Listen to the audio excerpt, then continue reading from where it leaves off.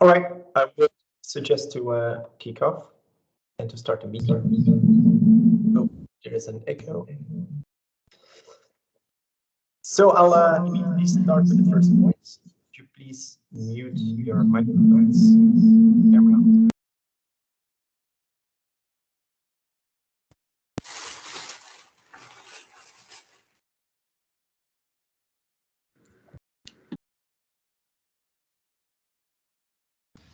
Michael, you are muted.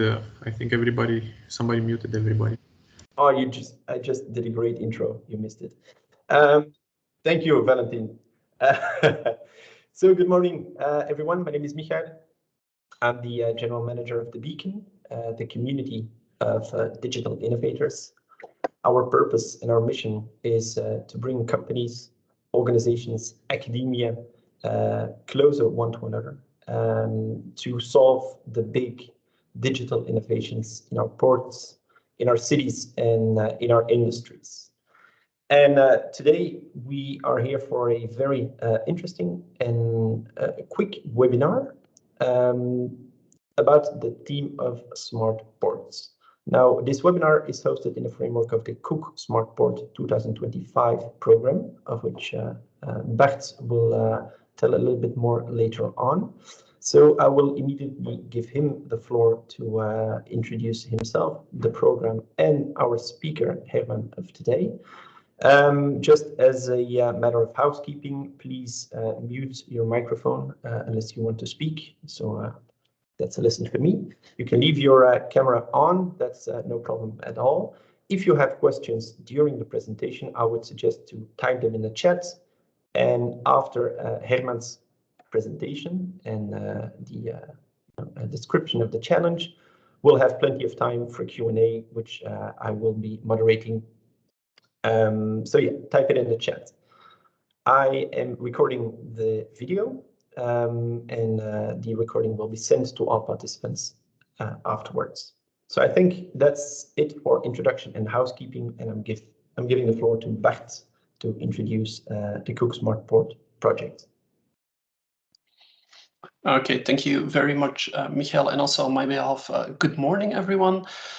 Thanks for being here. I look forward to the session, and let me explain you why. I'm Bart, I lead the COOCK project, and this exactly fits the scope of the COOCK project. And what is the scope of the COOCK project? Why a COOCK Smart Port? Well, I'm affiliated with IMEC, and also University of Antwerp is here. And honestly, we have realized, and so did Vlaio, that too much knowledge is stuck in academia, in our ivory towers. What is the goal of the COOCK? The goal of the COOCK is to bring knowledge to industry. And industry, of course, that's you. You have challenges, you have questions, and we can help to tackle those. We can help to use our knowledge. In the COOCK Smart Port, we'll be using this knowledge in the scope of ports. So we have quite a lot of port companies and port experts here today. Welcome, everyone. But of course, we also have technology providers. Also, welcome to you. And I think setting up a session like this, bringing you together and tackling challenges together, that's exactly the scope of the COOCK. What do we do in the COOCK? In the COOCK Smart Port, we look at smart ports as a complex ecosystem in and around the nautical chain, where AI supports efficiency by optimization. And later on in the introduction by Brabo, you will see the match with exactly this vision. In the COOCK Smart Port, we tackle 3 domains. The first one, and I'll introduce it, is of course, the first step is of course to introduce the teams. So we have IMEC and University of Antwerp here. For IMEC, we have 2 teams, the IMEC team in Antwerp, in the Beacon actually, and the other one in Ghent. Both are present today. And then from the University of Antwerp, we have experts both on economy and AI, as are the IMEC teams. Finally, we are happy to be supported by the Beacon. Thank you very much for also facilitating today's session. That being said, what do we do in the COOCK? We look at 3 domains. First, micro-scale local optimization, where companies can try to optimize their operations with intelligent solutions and where they are almost fully in control of the processes. The second one is macro scale, and some call it port scale, meaning what if you have to take into account the difficulties of doing operations in a port. A port is not just water and ships, it's also railways, it's also traffic jams, and this of course relates to today's challenge. Finally, there's sustainability. That was the past session. Sustainability is here to stay. I think Glasgow has proven this. And of course, also ports need to become more green and sustainable. So today we'll focus on macro scale, on port scale. And I'm very happy to, after my last slide, to pass the floor to the team of Brabo, who have, in my opinion, a very nice challenge, and we're very happy to try to tackle it together with you later today. However, before passing the floor, one final slide. Next steps. If today is interesting, or if you're triggered by the topic of sustainability, please mark December 2nd in the morning in your agendas. We will have a matchmaking event in collaboration with the Pioneers Project. Pioneers is a large European project coordinated by Port of Antwerp, and we will have an online event in order to tackle challenges of Pioneers. Also, of course, we don't stop. More sessions are to come in 2022. If you're curious, or if you want to learn more about the COOCK and what it can mean for your company, feel free to contact me, or even leave your contact details in the chat here so we can follow up. That being said, I promise to keep it short. I would gladly pass the floor to Herman Van Driessche, CEO of Brabo, to introduce their challenge. Herman, the virtual floor is yours. Good evening, everybody. As already told, my name is Herman.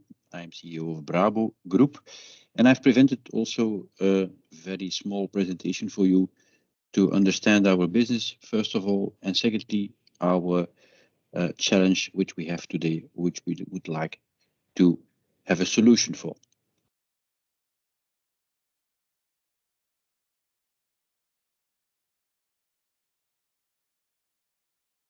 I hope you can see my presentation. Perfect. Yes, okay. So we are the Brabo Group. We are a company with approximately 300 people working there, and we offer all-round services to shipping owners and companies within the port of Antwerp, also within the port of Zeebrugge. We are founded at the 31st of July 1931. That means that this year we are celebrating our 90 years of experience. We are together with other companies and one of the leading European companies in piloting and mooring and unmooring within the Flemish ports. We also closely monitor innovations in shipping and related industries. Within our company, we have also a training center, which we facilitate for using to understand more difficult questions within our port with relation to navigation and navigational problems. We also have a simulator or a few simulators together with other companies to make exercises between different ships, between piloted vessels and tugboats, for instance. And as last, we have also a cleaning company. So all the oil pollution within the harbor of Antwerp is tackled by Brabo indeed. But our main two objectives within our company is, first of all, is piloting. As soon as a vessel arrives within the docks of Antwerp, pilot the vessel from the docks to the inner harbor side. Vice versa, of course. And we do not pilot on the River of Scheldt. That's for our colleagues from the Flemish government. We do these pilotage operations within the port of Antwerp, Zeebrugge, Ostend, and also on the Brussels Sea Canal. What do we do when piloting? We advise our captains while navigating in these shallow waters within the port. We also do the communication, coordination of communication between all these maritime partners which are sailing within these waters. And of course, also our pilots, we use our latest technology, such as the portable pilot units, which are used all around the world for pilotage. Another very important business of Brabo is the mooring and the unmooring. Our boatmen, which we can see here on the picture, they are active 24 hours, 7 days a week, 365 days a year, from different locations in the port. And what do we do? As you can see, all vessels which come and which leave our vessels, they are gathered towards the shore side by several large ropes. And these ropes, they have to be put on the boulders. And that's what we do. These people, they put the ropes of the vessels on the boulders to make the vessel fast alongside the bird. We do this, we have about 185 boatmen, which are located at numerous locations, 7 locations for being precise, in the port. We have also numerous winch trucks, because these large ropes, the ones we see here on the picture, are rather small ropes. But these have to be tackled sometimes by winch trucks because the weight of those ropes is too heavy to pull them on the shore and over the bollard. All these activities of these boatmen, they are coordinated by a centralized dispatch team of 1 man, which is 24 hours available within our company. So that's what our challenge for today is related to the mooring and unmooring operations. The thing is, we have to dispatch every day, every 12 hours, a group of boatmen is dispatched over the 7 locations within the port of Antwerp. As the vessels come alongside or leave the port, we have to put these vessels with these ropes, we have to tie them to the shore side. This is what we call jobs. Every time a vessel is leaving or every time a vessel is calling a port, we have a mooring or an unmooring job. So that means that from that moment, we have to send our boatmen to these vessels to do the job. That means for small vessels, for instance, we might give them 2 boatmen to do the job. For very large vessels, for instance, within the Durgang dock, it might be that we have a group of 8 people who are doing these jobs.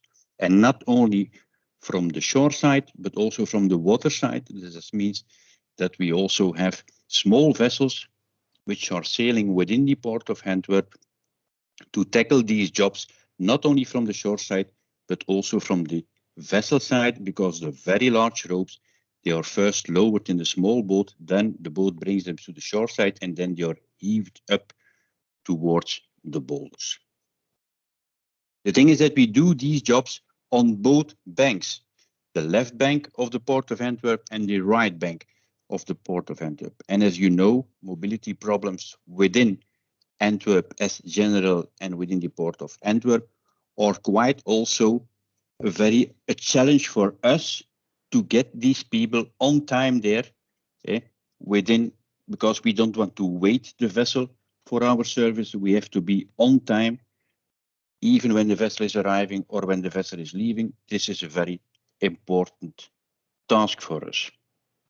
So what we would like to have is a solution or an answer to these tasks, that they have to be appointed to the best suitable and the available boatmen at that moment, that the correct number of boatmen for each task is presented, this taking into account the mobility at that certain point of time of the day, and which we would like to do that within a minimal distance that each boatman has to travel to do his job.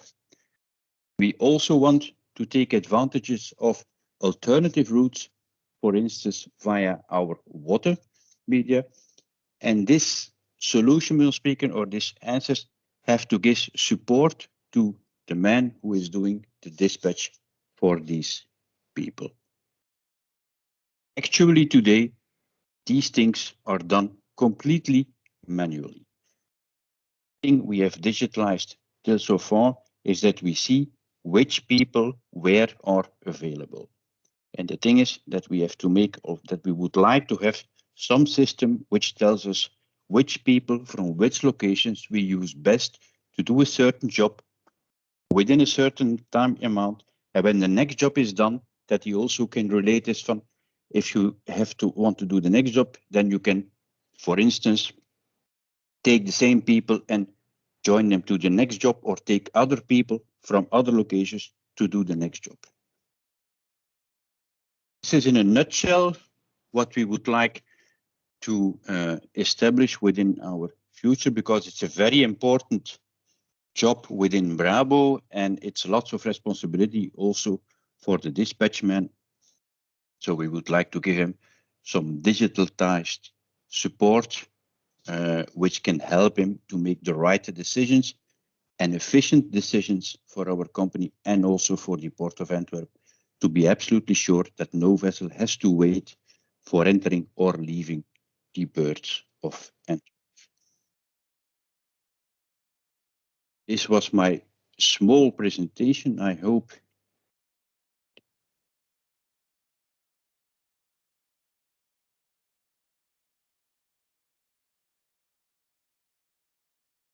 sure if I can see you again. One moment.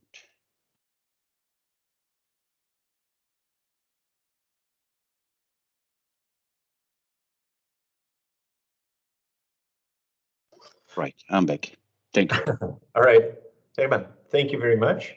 I already saw a question in the chat, but just before giving the floor to the person that asked the questions, have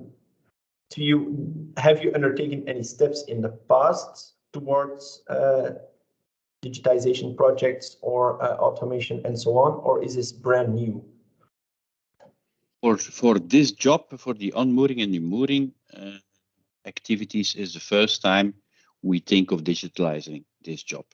The thing we have is that we have a solution within Epics for showing us the amount of people which are available at the different locations, but the relation between all these locations and the jobs we have to do over the complete area of the Port of Antwerp, that's in fact the thing we would like to digitalize, to make it accessible, and also it must be a support to the guy who has to make these decisions, because now it's completely manual and it's in the head of the dispatcher who is doing this job now.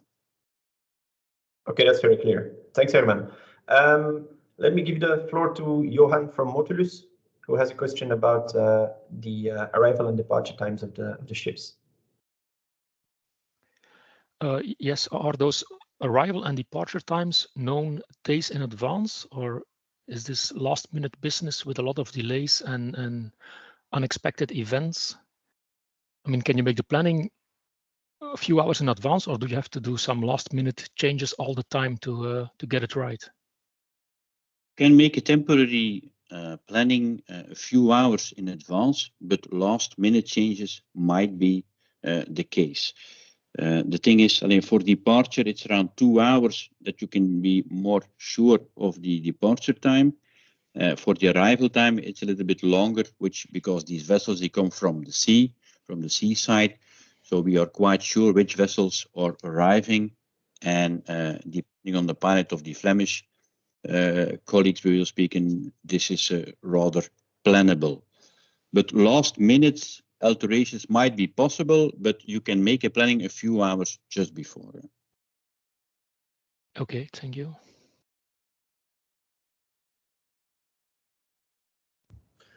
All right. I see another question from Frederik Waters. And knowing Frederik, he has probably A lot Yes. more questions in just one. Yeah, okay. Good morning, everyone. Hello, Herman. Well, let's start with the first question, of course. Herman, it's not yet so clear for me to understand what systems has the current operator already available to make decisions. For example, is he looking to traffic information? Is he looking to, does he have a digital dashboard where all those data from those ships is coming in? Does he know where every operator or boatman is located, location, position, etc.? So my first question is about what legacy information and systems, digital systems, are already available and can be hence integrated. All the things you mentioned, they are in fact available. The vessels which are coming inside the harbor, the vessels which are leaving the port, which type of vessels, how many mooring gang is needed for these vessels. These are things which are available. Also the location of our people with respect to the locations, if they are on the site or if they are on a job, we also see that they are on a job, but we do not know exactly where they are. And they are on the move, and when they are coming back, or when they are saying that the job is done, then we make them again available within this list. So, but we have the different kind of information are available for all, but from different types of databases. Yes, but the persons, they are not real-time connected with the GPS to your system for the moment, if I understood it right. Not yet, but undergoing. That's as we speak. Planned. Yeah, perfect. That's undergoing. That all our winch trucks are monitored or will be monitored, so that we can see when they step into a winch truck, they have to use their alpha pass to start the truck, and at that moment we know which guys are on board this. So, remember which personnel is using this winch truck. Yeah. Okay. Thanks, Herman. That makes it a bit more clear to me. And can you elaborate a bit on the objective of long-term versus short-term planning? Because how real-time do you want to go? What is your objective in this? In fact, what we would like to do is that the system projects us a planning in the near future, and that the dispatcher, in fact, has to validate this planning, yes or no. That we also are one step ahead, and that we can see what's the most efficient way to use our personnel for the jobs coming in the next few hours. And the jobs for the outbound vessels and the jobs for the inbound vessels. That in fact the dispatch person has just to validate, we'll speak in the suggestion of the application, or says, well, no, we are not going to do it, we're going to do it on another way, if he wants to redirect it. Yeah, okay. But I was more referring to traffic real-timeness, because you mentioned depending on traffic, lots in a 15 minutes time frame, lots of things can happen on the Antwerp ring. And that was more or less my question. Do you look also to real-time or quasi-real-time integration of traffic information? You've mentioned that, but there the objective was not yet clear to me. That's quite the problem today also, that at a certain moment we see that the job is planned and that people have to go from point A to point B, and then we see there is a traffic jam between point A and B, and then we have to have an alternative solution from other locations to get other people there in time to make sure that the vessel is unmoored or moored. So that's in fact that's the big challenge we have here in the port of Antwerp. Okay, thank you very much, Herman, for answering these questions. So I leave it, of course, to other questions that are popping up. Just want to check, Safa Bakush also had a question about planning in the real-time aspects. Safa, is your question already answered, or do you have follow-up or detailed questions?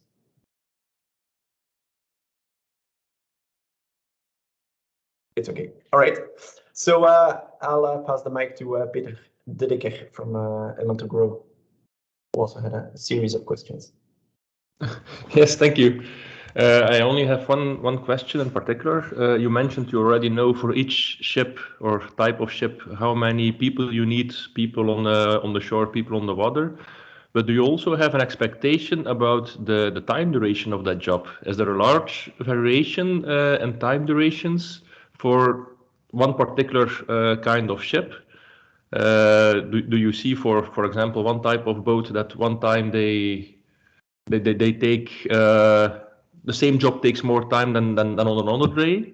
Is it weather dependent? Are there dependencies that have an influence on the time duration? So the reason I ask this is it's possible to predict when the team will become available at that certain location. If the teams is already at the location, for example, in the Deurhangdok, and you know when the job will be done, you know there will be a team available at that time in the Deurhangdok, for example. Do you have any predictions or information about the time durations of the job? I think that we have to get from the historical data, Peter. That's possible, of course. I think we do have that a lot because, as you mentioned, and it's quite, it's absolutely true, that each vessel is quite different from the other vessel. Tankers, the mooring operations within tankers, they might take much longer time with respect to another vessel from the same length. Why? Because sometimes they use steel wires in the tankers, a lot of weight, big job, speaking. So it takes a little bit of more time and it takes up more men. So every type of vessel might have different historical data with respect to the time frame, but also to the people which have been used at that time. I think there is a pattern within all these jobs. There is a pattern, but we don't have it on. We have it more or less on writing. But I think they are. I'm quite sure that they are already existing within our historical data, which we can have. I think from the last. I believe 5 to 10 years now. Okay. That's a very interesting data set, I guess. And do you also have large variations within the same types of ships? For example, a tanker, a Suezmax tanker, for example. Do you have? Is there quite a large variation in time duration? Well, always depending a little bit also on the length of the vessel, Peter. The longer the vessel, the more people we need. The longer it takes to get them moored or unmoored.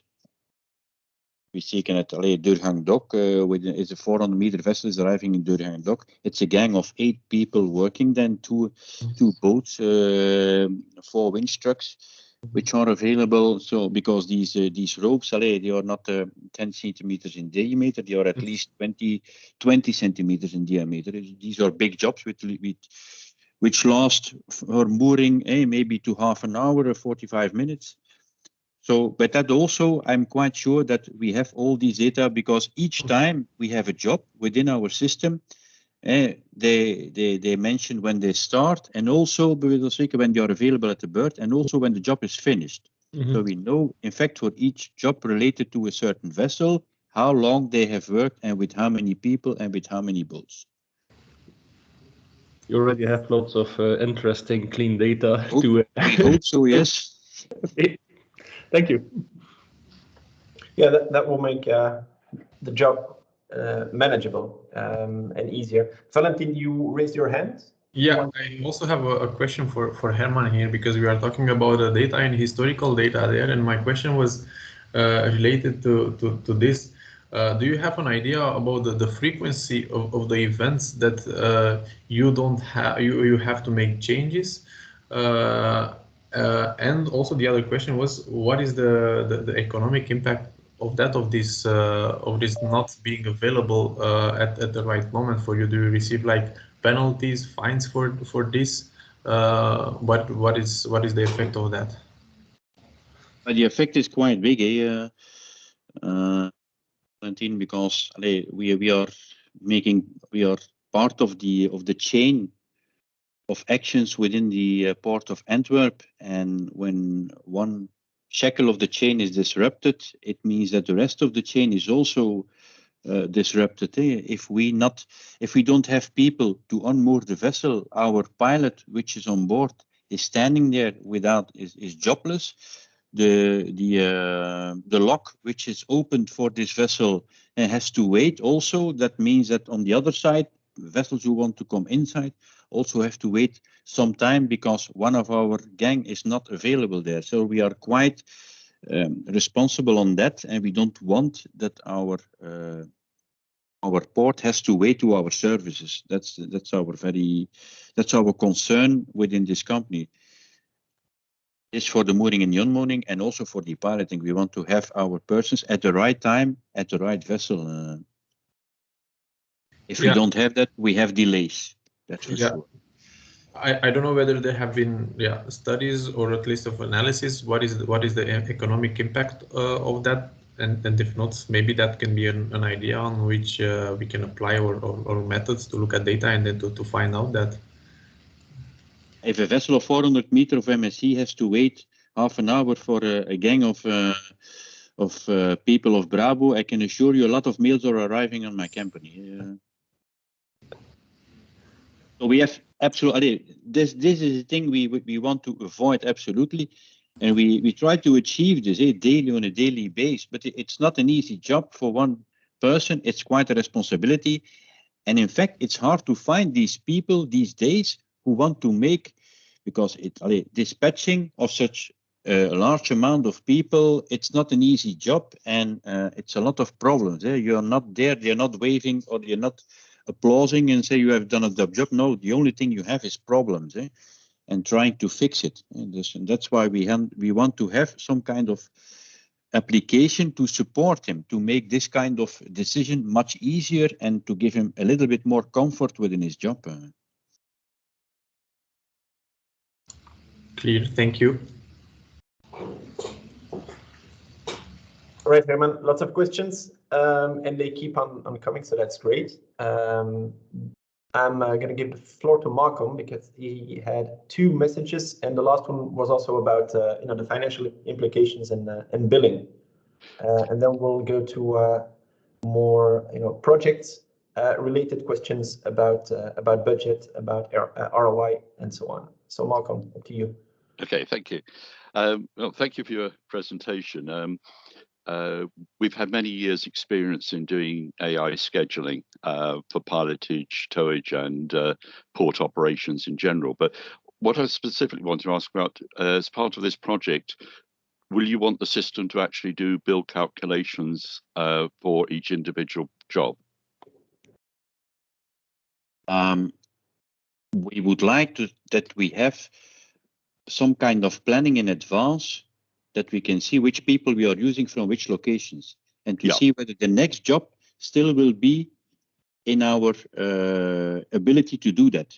That at a certain moment we have an indication, okay, if we do it like this, this job will not be doable anymore. Our people will be busy, so we have to inform the Port of Antwerp to say, okay, with that vessel we might have a problem, so that they can already anticipate with respect to that vessel. We don't want to be in that situation, but in the worst case, this is a thing that in advance we can provide information to the port and saying, please be careful, because if you can just a little bit retard that vessel, it would be much appreciated and much easier for our guys to arrive at time at that future job. Yeah. I mean, the scheduling side is really down to understanding all the constraints that you have for each particular job. Say particularly in the towage aspect, we work in some of the largest ports, and we've saved about 20% of the usage of the assets on the water. But are you connected into the VTS systems to get real-time updates of the vessel arrivals? The system which we use is the system from the Port of Antwerp, which is quite up to date.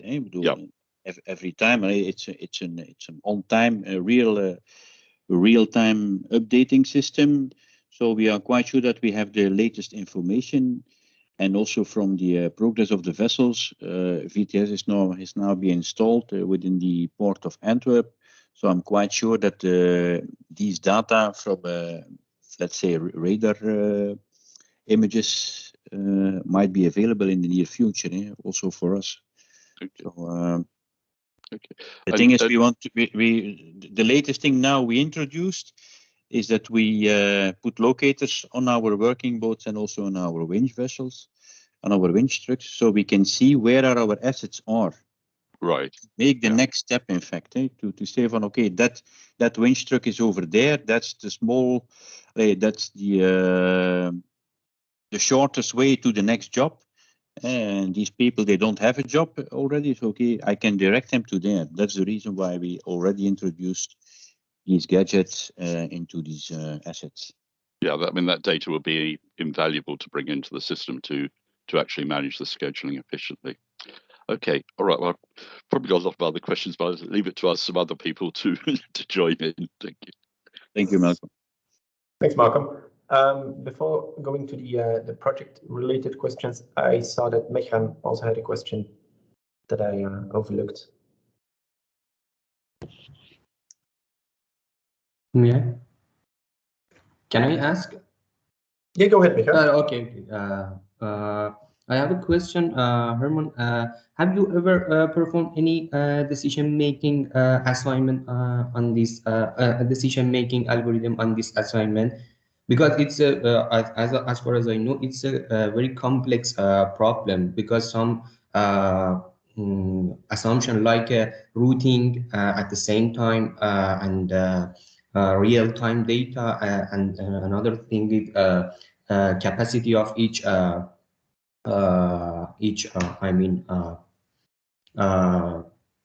job assignment to personnel. It can be taken into account in this problem.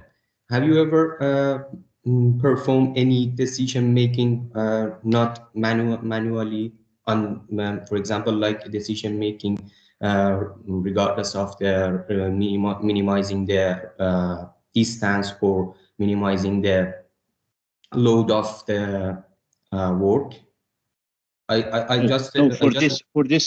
For this kind of activities, not Meran. It's these people, they are after a wall of different types of screens, all with different types of information. Even Google Maps for seeing the data on the visibility of the traffic on the roads. And with all this information inside their head and on a paper, they make the best available solutions for that. And that's the thing we want really to digitalize, to make their work much easier, much comfortable for making the right decisions.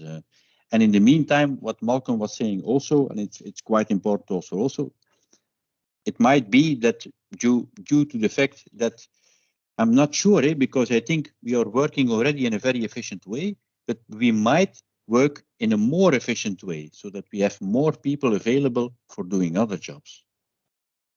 Yeah, that's also a reason, but not our main reason, not our main goal for the moment. But it would be a nice extra if we can do it with a little bit. If we have a few more assets available than we normally should have. The reason for the availability of the person is your lack of data. It means you don't know about the real-time data, for example, ETA and some data like this, and that's why you couldn't schedule it beforehand. It means if you have the real data, can you make a decision manually better? I mean, I want to extract what is the problem, the method is problem, or the data, or both of them. The thing is joining them together. That's the problem for the moment. And we have the different types of data, and we have the data from the incoming vessel, data from the outgoing vessel. We have the assets which are available. We know the places where the assets are. We know the jobs which we have to do. And all these things we have to put together and make it work, that there is one planning, speaking, rolling out, depending on all these data, with respect also to the traffic mobility within the port, and making then the alternative decisions to say, okay, we are not going to be able to do that job via road, we have to do it via the water. We have to transport our people via water to the next job. That also is a possibility which we want to have within the system. Because also today we do it like that. It's a last minute decision that you see van, okay, there is an accident in one of the tunnels between the left bank and the right bank. We do not have enough people on the right bank to do the job. We have to send over some people from the left bank via the water to the right bank. That's things we do together already today, but through a manually thought, not through system. Sorry for the last question. As far as I know, this kind of problem that you mentioned, it goes to MP hard problem, because you had a lot of assumption at the same time, and the data you want to optimize the all of these that's correct decision, yeah, and it's MP hard. Maybe the method can't solve this problem.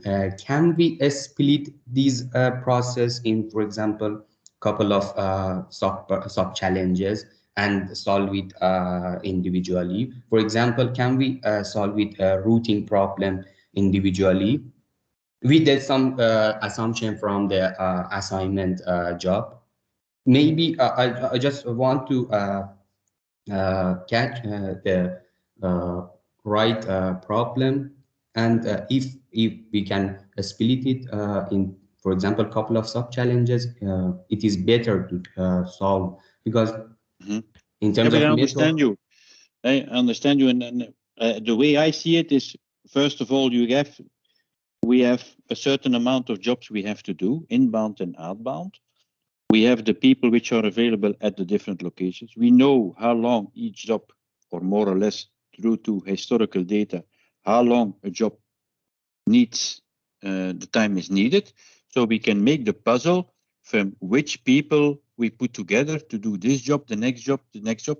And then I think, as you told, as you were telling, because the next challenge will also be from, meanwhile, while this planning is being executed, it might be that one of the mobility problems occur. And then we have to make alternative decisions to get these jobs once more done. So that means that we might have to change completely our planning, take different people from different locations due to the fact that there is a disruption within our mobility. So that might be already a sub-challenge also. Yeah, thank you. Thanks, Mechran, for the questions, and Herman to answer them. I see we have a small 15 minutes left. I saw some interesting questions from Joachim and Vincent, who I'd like to give them the floor at the end, but let's take the next 5 to 10 minutes to talk a bit about the project itself, because obviously we're not just here to have a nice brainstorm and picking the brains of all the experts here, but it's very clear that Herman and Brabo is willing to to implement this and to make a real project out of it. So Herman, I saw some questions about the timeline, the budget, the project management, and the KPIs or return on investments that you have in mind for this project. I don't think it's the right time at this stage to go too much into detail, but if you just could give the group an overview of how you see this project in terms of timing, budget, management, and so on, I think that would be great. I would like to have in the early 2022 a good view on the possible solutions that might be for these problems, to make a decision within half of next year. The budget normally should be organized, and I would like to have it running by the end of the year, 2022. That's the introduction to our people. It's quite urgent for us to get this kind of support to these people. That's the reason why we are now fully integrating a lot of tracking devices. We don't want to have what we think normally should do the job with respect to data. And the thing is, we have to connect it, and that's not our business. That's the reason why we are here.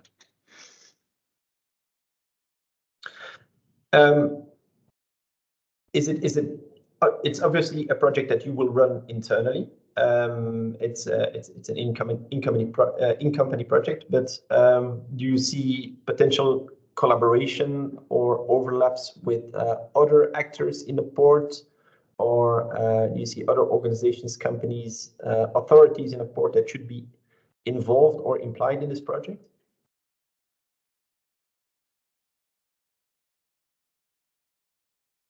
First of all, I see already that's the reason why we do it first on the mooring and the unmooring. We also have a piloting issue, not an issue, but also there we have a mobility problem sometimes. So if we have a solution for the first one, we automatically have also a solution for the second one. And then, right, okay, we have also our colleagues from the Flemish government. I'm quite sure they have the same problem from time to time to dispatch the pilots to the right vessel at the right time. So, but first of all, in fact, we are looking first of all internally because we are quite.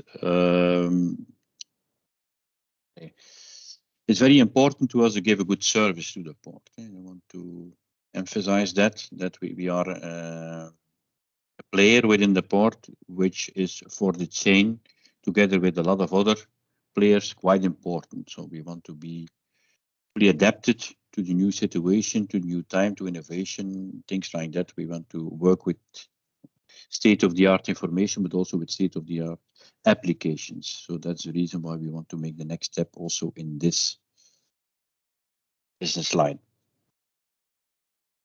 Right. Makes completely sense. Does anyone else have questions about the project? I saw a hand from Frederik. Yes, indeed. Hello. Herman, how important is that deadline for you, end 2022? Because every project needs to have a deadline, but in a certain moment of time, let's say there is kind of a balance between costs and cost of the project versus the speed you want to take. It's about a 6-month project. How important is those 6 months? What if you could do it in 5 months, or what if it would be 7 months? How important is that? I've already some experience within new software applications, and I think it's better you take a little bit more time in your project than you have to anticipate. I would be very glad if the application could be done in 3 or 4 months, but I'm quite sure that sometimes it takes a little bit longer. Yeah, that's not feasible.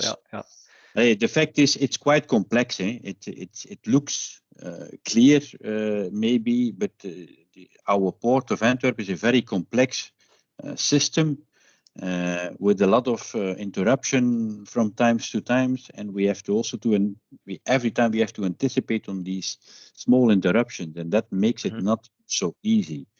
Yes. Also for planning these people, for planning our pilots, it's quite a complex issue. Yeah.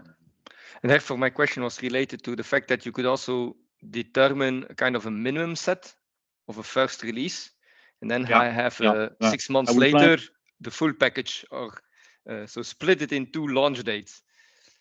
Yeah, I'm not experienced to that kind of solutions, but it's quite. I'm also had some additional information, and I'm looking also forward to that kind of solution, to have some kind of a test situation or a small version to see whether it's applicable for us, yes or no, or whether the goal is correct, yes or no. So, or putting it to on the larger scale. Yeah. Okay. So that gives a bit context about the deadline. Thanks, Herman. Perhaps a last question on the project, and a good one from Malcolm. How will this project be brought to how do I say, to the market? Is it going to be a tender? Will you engage directly with suppliers? What do you have in mind? It depends a little bit on the people who are interested within the project. If you see there's a lot of interest, I can give a tally. I can do it with a tender situation without any problem. But I see that the solutions are not so very wide, and I can go maybe directly to one company. It depends a little bit of the type of solutions we are offered.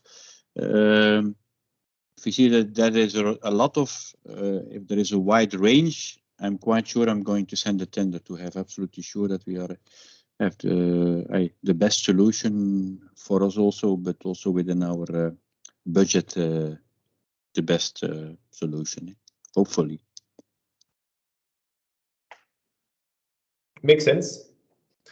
All right, I'm just scrolling through the chat. We still have 6 minutes, and I think we still have 3 to 4 questions that have not been answered. So first up is Jochem, I think, about traffic routes. Yes, hi. Super interesting case, I think. I think from what I've heard up until now, let me first ask the question before I assume. What is the most challenging part for your dispatchers at the moment? Is it the estimation of the arrival time of a boatman to the job? Is it dealing with the sheer amount of different jobs that need to be dispatched, which is kind of hard for the RAM memory of maybe the dispatcher? What is bringing you to us today? What is making their job so hard? It's a thing that you told. It's the let's say if it is the calm moments within the port of Antwerp. Sometimes we have a few hours where it is a calm moment. There are not a lot of vessels entering or leaving the harbor. Okay? Then this job is feasible. Okay? But most of the time we have a lot of vessels. Okay?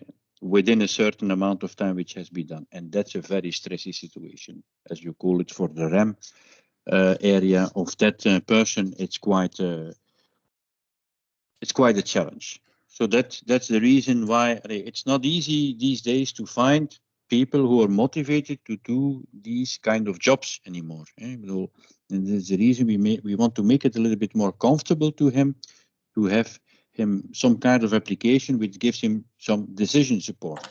Yes. And that might already be a trigger again to get this kind of jobs more motivated within our people, because we still need them. We don't want to get in a situation where we have to depend completely on an application, because we will always have some human decision which we still have to make into account.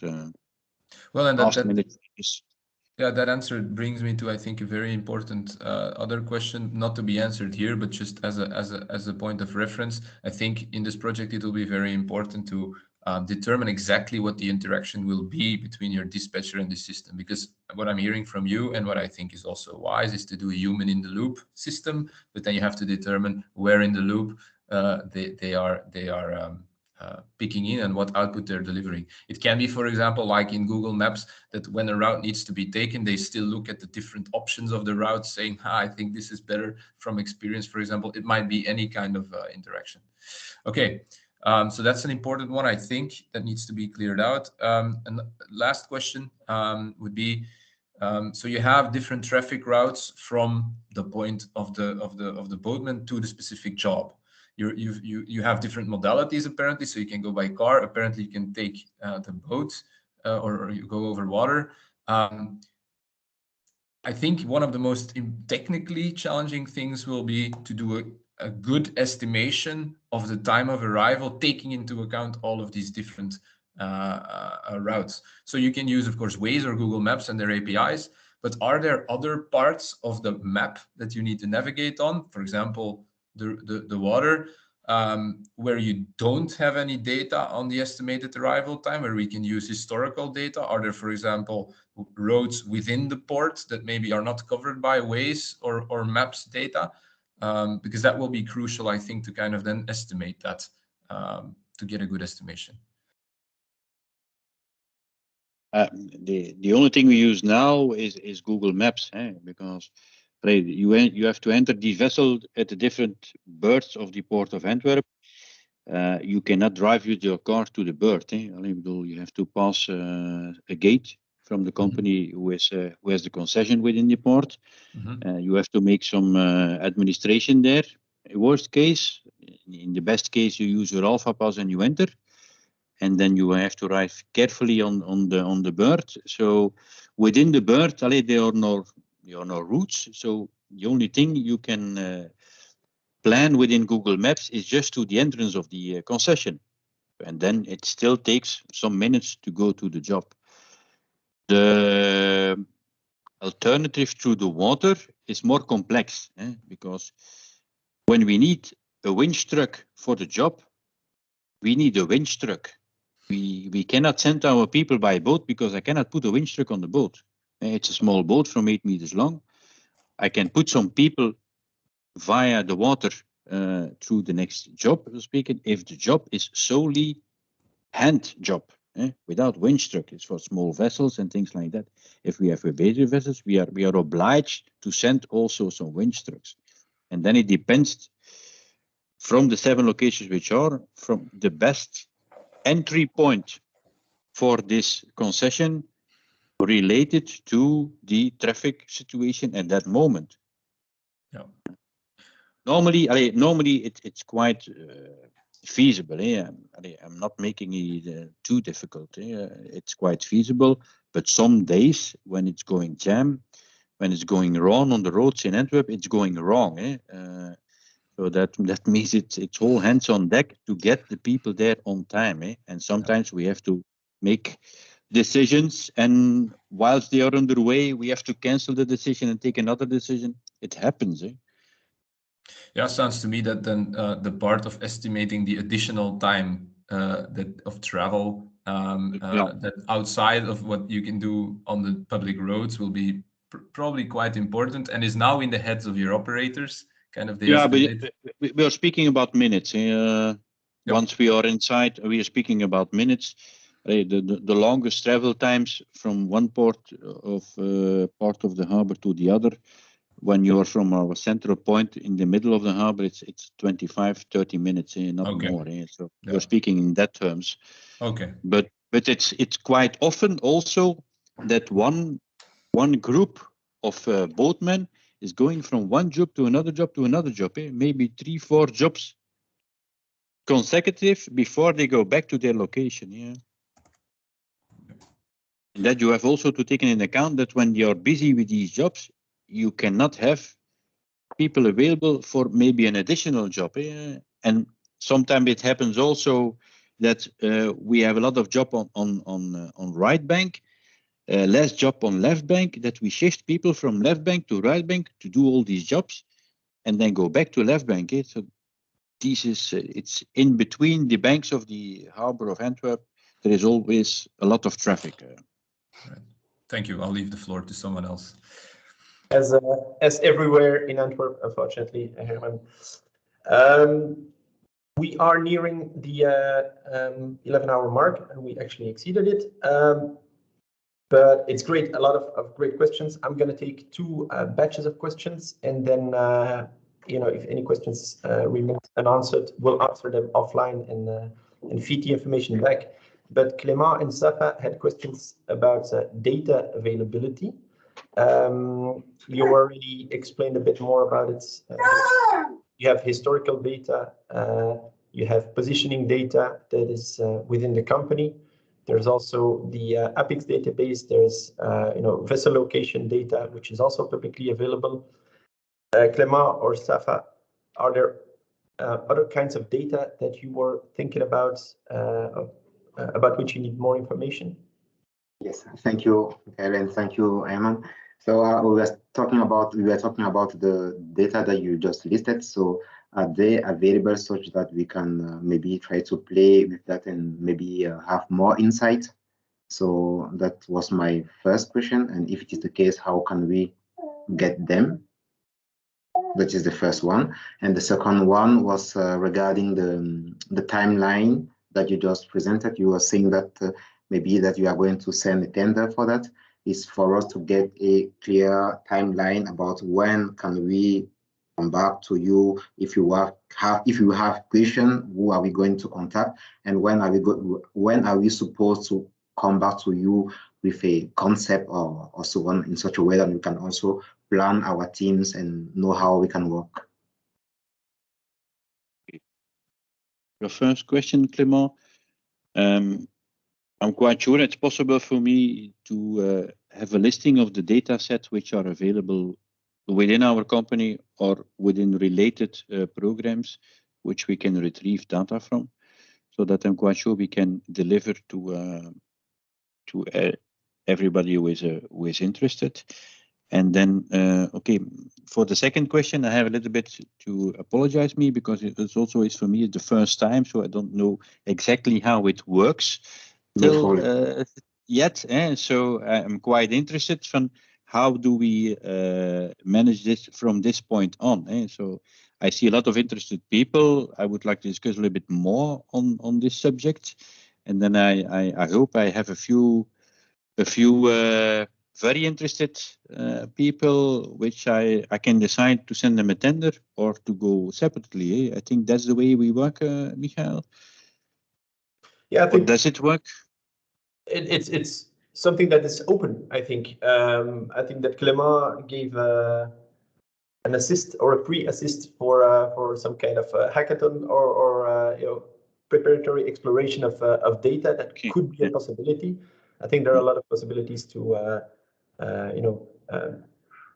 to put this project in the markets in the best possible way. But this is something that we need to see in the course of the next weeks, obviously. All right. No, I think that's great, and it's a good point. Thanks. Thank you. Then, if I'm not mistaken, there was just a last question from Vincent Calawart that I found very interesting about decision-making logic and priorities. Vincent? Yes.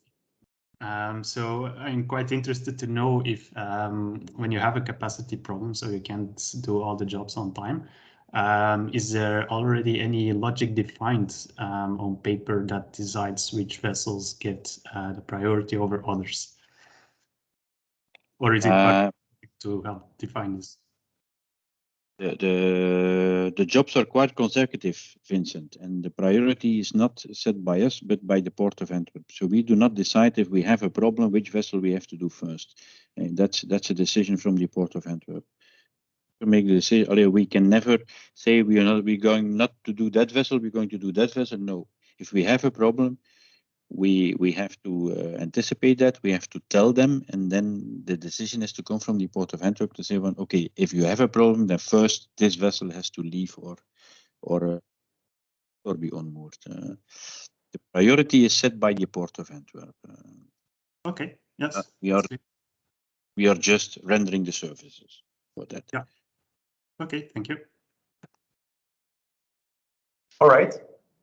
I think it was a very interesting session, and I would like to thank everybody for all the valuable input, and especially thank Herman, because I think it's a testament to great leadership to present this project to this, lines then full of techies and people with possible solutions and difficult questions. So thank you very much, Herman. It's highly appreciated, and I think the dynamics in the meeting also demonstrate that there's great interest in the project, and there's also great interest to help Brabo and the smart port system to improve it and to turn the port into a real smart port. So thank you very much. From our side, we'll compile everything, the video, the chat logs, and the questions.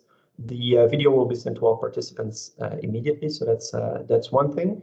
And internally, I think within the COOCK consortium, with Herman and Brabo, of course, we'll look at what the best way would be to put this project on tracks in order to achieve a successful implementation or release of the tool by the end of next year, as Herman would like to have. So yeah, thank you very much. Enjoy the remainder of the Friday and the weekend, and I'm looking forward to seeing you soon. Thank you very much for your time and for this possibility. Thank you. Bye. Bye. Thank you. Bye.